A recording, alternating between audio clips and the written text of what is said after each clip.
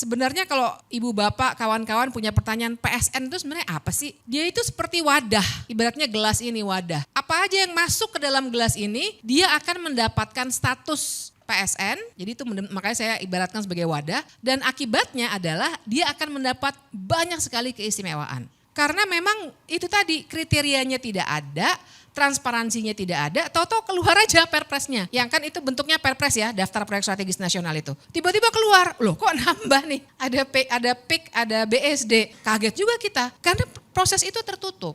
Nah jadi kalau pertanyaannya apakah ini melanggar hukum atau tidak, jelas melanggar hukum. Dengan kekerasan, terus orang yang mempertahankan tanah dilempari gas air mata atau dihadap-hadapkan dengan aparat kepolisian ataupun tentara, itu juga sudah melanggar hak asasi manusia. Jadi luar biasa, mudorotnya tuh daripada manfaatnya sangat-sangat luar biasa timpangnya.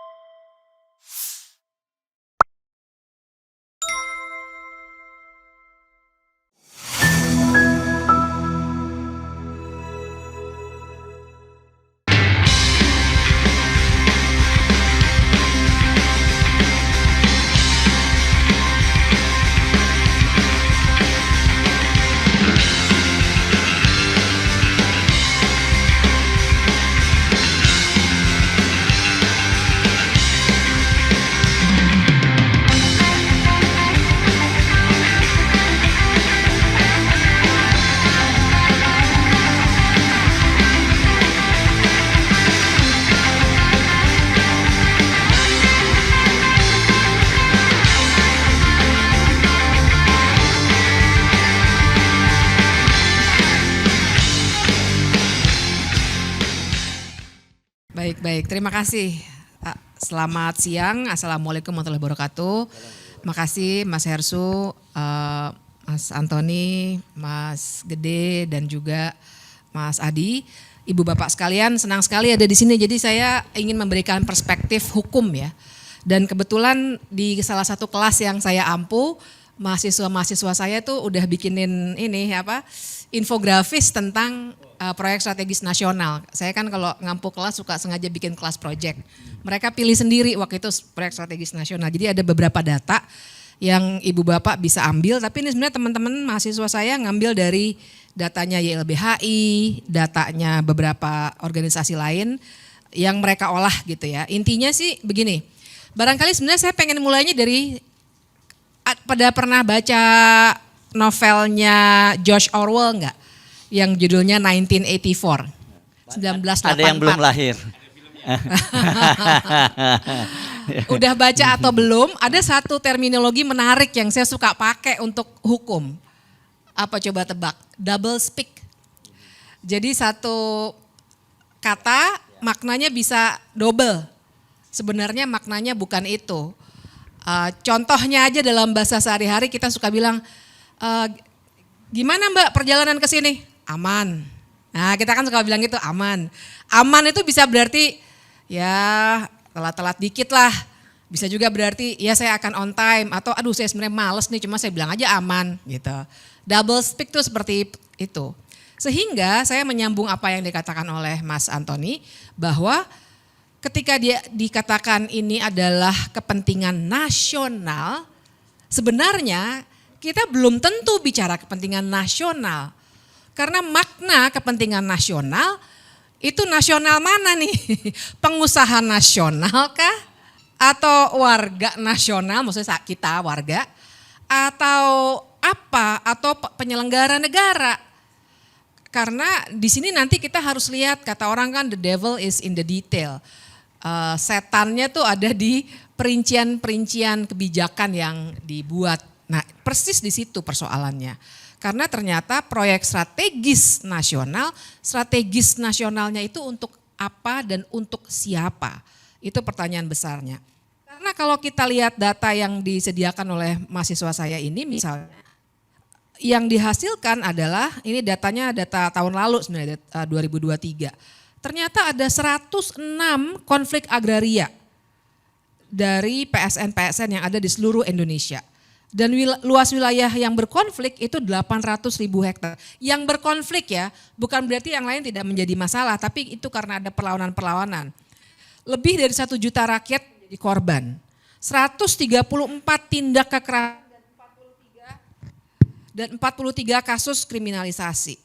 Kemudian jangan lupa keterlibatan perusahaan swasta itu ada 100 konflik, pemerintah daerah 74 konflik, dan Polri 50 konflik. Jadi memang sedemikian rupa diamankannya PSN. Karena sebenarnya kalau ibu bapak kawan-kawan punya pertanyaan PSN itu sebenarnya apa sih? Dia itu seperti wadah, ibaratnya gelas ini wadah. Apa aja yang masuk ke dalam gelas ini dia akan mendapatkan status PSN. Jadi itu makanya saya ibaratkan sebagai wadah. Dan akibatnya adalah dia akan mendapat banyak sekali keistimewaan. Seperti yang tadi Mas Antoni sebutkan. Beberapa keistimewaannya bisa dilihat juga, tadi sudah disebutkan sedikit, ada peraturan, ada dasar hukumnya dibuatkannya baru di Undang-Undang Cipta Kerja. Dasar hukum yang sifatnya undang-undang. Mas Antoni tadi bilang awalnya hanya perpres, benar. Saya konfirmasi itu.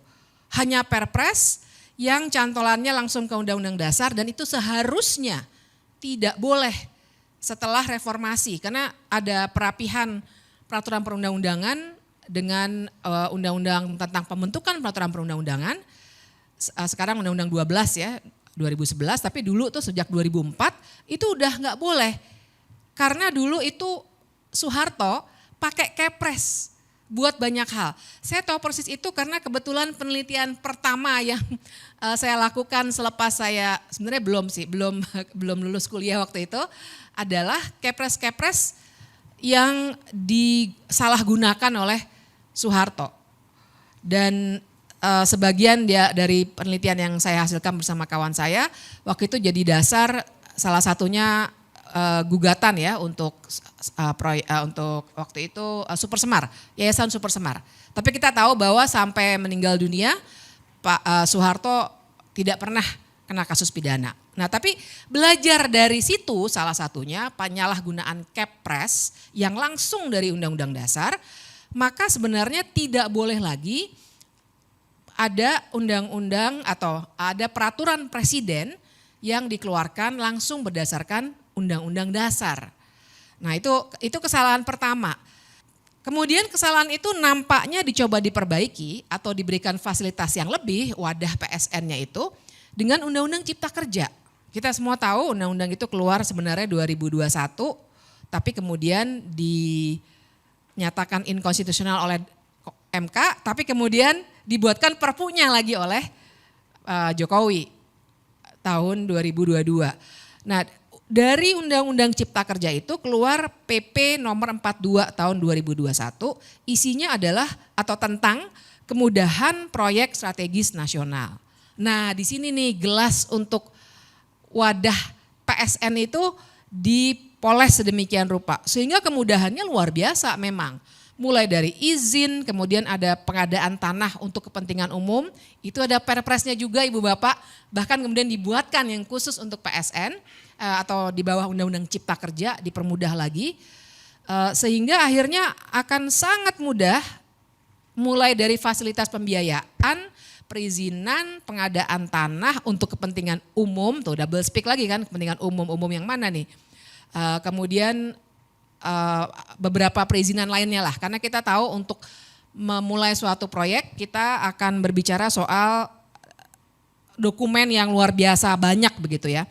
Dan jangan lupa kita berbicara di sini bukan sekedar bahkan bukan hanya Wadas atau Rempang, tapi kita berbicara soal mulai dari sirkuit Mandalika, Bendungan Bulango Ulu, Gorontalo, tol Padang Pekanbaru, kawasan ekonomi khusus Gresik, PLTA Pinang, banyak sekali daftarnya. Kalau di Google sebenarnya bakal ketemu langsung semuanya. Termasuk cetak sawah baru di Pulau Pisau, Kalimantan Tengah, pembangunan waduk Sepaku, banyak sekali. Bayangkan itu semua mulai dari bandara, bendungan, jalan tol, semuanya diberi kemudahan. Mulai dari perizinan sampai pengadaan tanah atas nama kepentingan umum. Jadi itu kesalahan yang luar biasa besar karena akhirnya karena dapat kemudahan atas nama PSN dilakukanlah pelanggaran-pelanggaran HAM seperti yang tadi Mas Antoni katakan. Jadi atas nama PSN, kalau lihat kasus di Pulau Rempang, itu misalnya diusirlah masyarakat adat yang sebenarnya sudah tinggal di situ sejak nenek moyang mereka, bahkan sejak Republik Indonesia belum menjadi Republik Indonesia, diambil tanahnya atas nama PSN dan kemudian kalau mereka menolak dan akhirnya terjadi konfrontasi dengan aparat keamanan, akhirnya digunakanlah gas air mata secara berlebih-lebihan. Kalau waktu itu ibu bapak ingat sampai anak-anak kecil di sekolah-sekolahan itu sakit matanya, pingsan dan lain sebagainya. Apakah itu pelanggaran HAM? Iya, karena penggunaan gas air mata secara berlebihan dan menyakiti orang lain, apalagi anak-anak, itu merupakan pelanggaran hak asasi manusia yang harusnya diusut lebih lanjut begitu.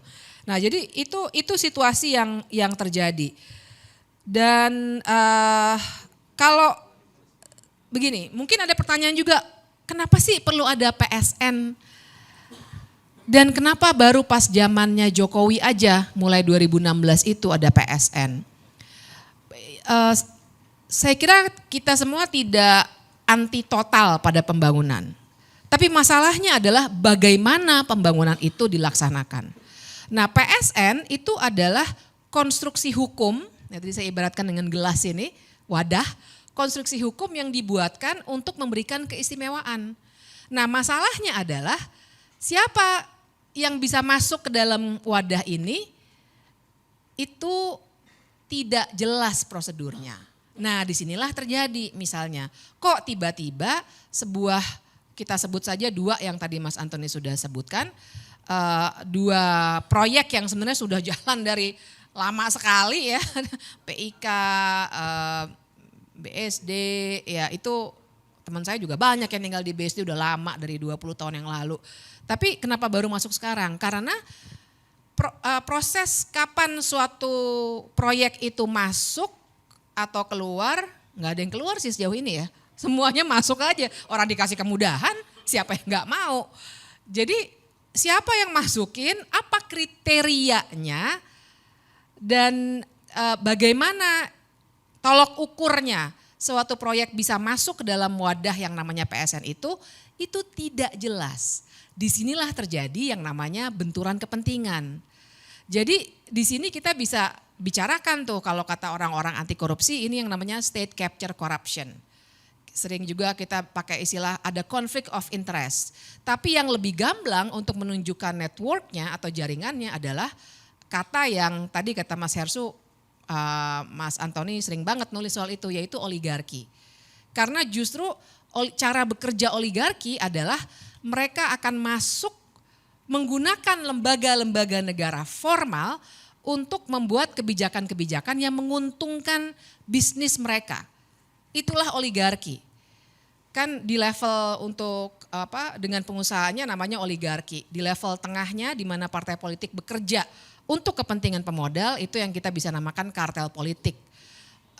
Dan itulah yang sebenarnya terjadi ketika akhirnya oligarki ibaratnya tuh dengan benturan kepentingan yang luar biasa, bahkan juga banyak sekali dan di antara pejabat kita yang sebenarnya punya bisnis atau paling tidak malah diberikan bisnis sebagai komisaris lah, sebagai pemegang saham lah, sengaja untuk tujuan itu.